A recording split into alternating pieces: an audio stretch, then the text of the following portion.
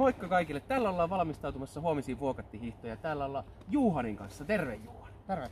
Ja me ollaan täällä laittamassa varusteita kuntoon. Ja nyt kuule, mitä tämmöisessä suksen kanssa pitäisi luistosta ottaa huomioon, kun lähdetään lavulle? Kerropa vähän. Joo, erittäin hyvä kysymys, koska siihen niin mennään, että mitä moni niin unohtaa ennen kuin ne rupeaa voitelemaan sukset, että ne ei putsaa liukupinnat puhtaaksi ennen kuin ne rupeaa käyttää sitten näitä luistovoiteita niin siihen pintaan. Joo. Ja sehän tarkoittaa sitä, että jos ei ole puhdas tämä pohja ja siihen laitetaan sitten joku vaha tai joku neste, silloinhan se ei tartu siihen pohjamuoviin ja silloin se kestävyys ei ole kuin muutaman kilometrin. Sen takia se on erittäin tärkeää aloittaa sitten tämmöisellä putsausaineilla, mitä oikeastaan tämä on ensimmäinen voidepurkki, mitä kannattaa niinku ostaa ennen kuin rupeaa voitelemaan. Justiinsa. Clean and Glide. Clean and Glide. Mistä se, siitä se niinku lähtee. Siitä se lähtee. Näyttäisi ainakin, että tämä on kyllä. Ootko jo ennättänyt putsata? Tämä on en ihan hyvä, mutta tuossa ei. Joo. Niin, että aloitetaan niinku sillä, että otetaan tämä Clean and Glide, siis liukupintojen putsausaine. Joo. Laitetaan kuitu liinaan ja sitten ruvetaan putsaa sitten tää liukupinta.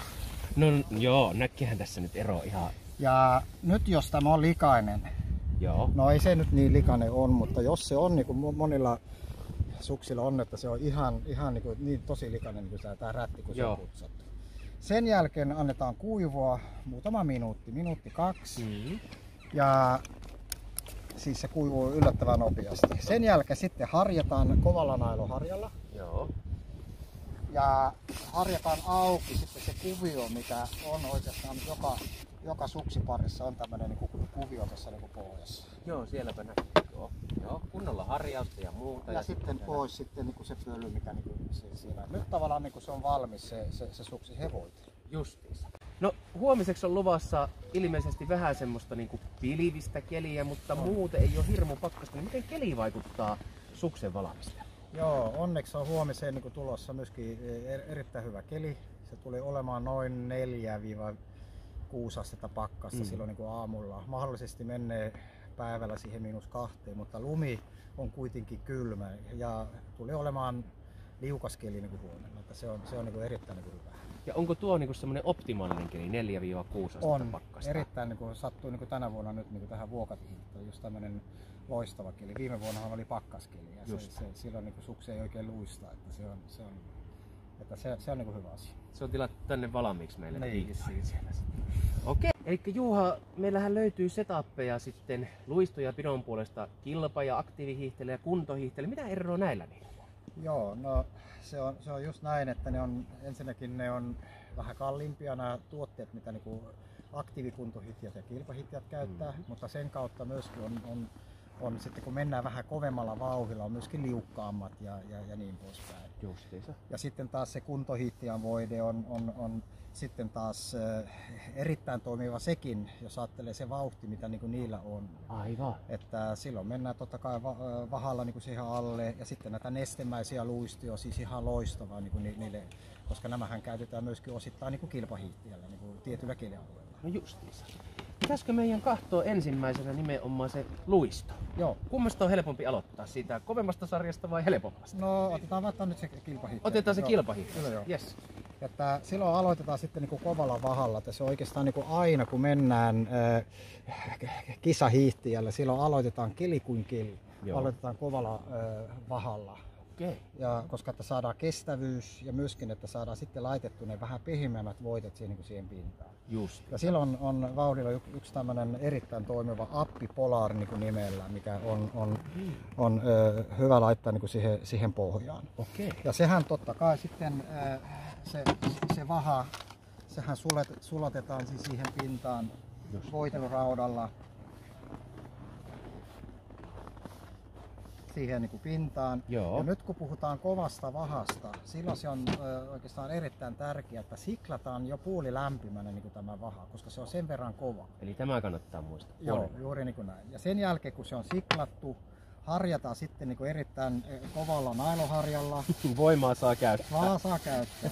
Ja sen jälkeen käytetään tämmöinen kova harja, siis metalliharja. Joo. Aukastaa se kuvio tällä kovalla harjalla. Justiinsa. Ja sitten otetaan sitten se pölyt tietenkin silloin pois. Silloin se pohja on niin kuin tehty. Justiinsa. Me jatketaan siitä, että vahat oli jo siellä laitettu. Mitä tapahtuu sitten? Joo, sitten meillä on tietenkin nyt, jos puhutaan kilpahiidolle tai aktiivikuntohiihtiöllä, se mikä nyt on tänään ollut niin kuin ihan selkeä niin kuin ykkönen meidän testeissä on nämä pulverit.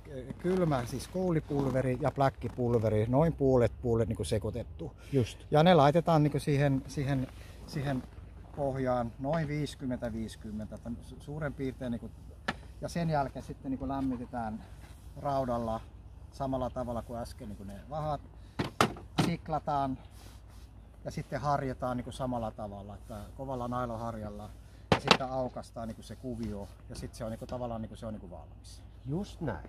Eli meillä on tässä nyt niin tämä aktiivihiihtäjä ja kilpahiihtäjä valmiina. Miten sitten kuntopuolella, eroako miten? No ero sillä tavalla, että pehmeämpi vaha nyt, niin kuin, joka on helpompi laittaa. Joo.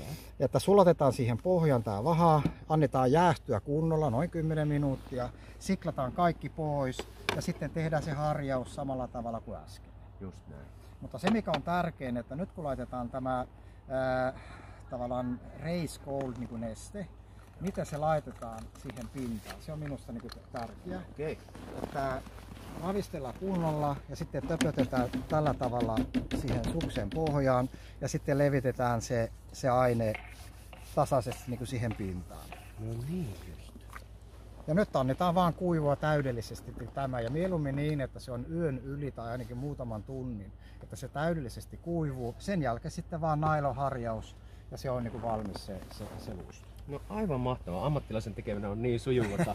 Mutta näin me sitten kiiretään lavulla, mutta tarvitaan pittoa vaikkapa ylämäkeen. Juuri Mitä näin. sitten? Sitä ei saa unohtaa. Joo, ja se mikä niin tällä hetkellä nyt oikeastaan niin on, että on pohjavoide. Joo. Ihan sama onko se kilpahiihtiä vai kuntohiihtiä. Tarvitaan pohjavoide, että se kestää loppuun asti niin kuin se pito. Ja se laitetaan siihen pohjaan, lämmitetään raudalla tai puhaltimella pystyy myöskin niin kuin, lämmittämään. Ja siihen mikä nyt on laitettu, että kilpahiihtiällä nyt on laitettu niin, että terva 1-6, No niin. 2 tai 3 kertaa tasaisesti niin siihen pintaan ja korkataan niin välillä. Ja siihen pintaan laitetaan tämä Race LDR. Se on tämmöinen uusi voide, mikä on erittäin liukas ja pitää myöskin niin hyvin tämmöiselle kelille. No niin. Ainut ero sitten kun mennään normaali kuntohiihteellä, että laitetaan pikkusen vielä pehmeämpi se välivoitelu.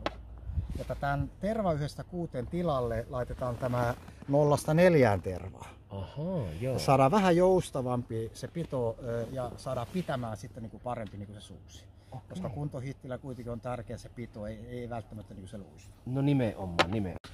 No niin, eli meillä on nyt sukset tässä valmiina, ei kun laduille, mutta Juha, mikä sinun vinkki olisi vuokatti hiihtoon ja muutenkin hiihtämiseen osallistujille, jotka haluaa pitää varusteet hyvässä kunnossa? Mikä tärkeää? No, siellähän tietenkin monta asiaa, että se on tietenkin nyt, jos mennään vuokatihiihto tai pitkä matka yleisesti, että silloin niin kuin pitäisi niin kuin tankata riittävän hyvin. Se on erittäin niin kuin tärkeää, että saadaan niin kuin energiaa. Ja sitten tietenkin yksi on sen, että kuntohiihtäjät normaalisesti aloittaa aivan liian kovaa. Koska se on niin mukava sitten niin lähteä muiden mukaan sillä alussa, mutta mieluummin sitten niin vähän hitaampia alussa ja sitten voi vähän kiihtyä loppua kohti sitten niin vauhtia, jos niin jaksaa. Sillä lähtee. Varusteet kunnossa, muista tankata ja vauhti kunnossa. Juuri näin. Näillä pärjätään. Kiitoksia Juha, että olit jakamassa meille viisautta. Joo, kiitos.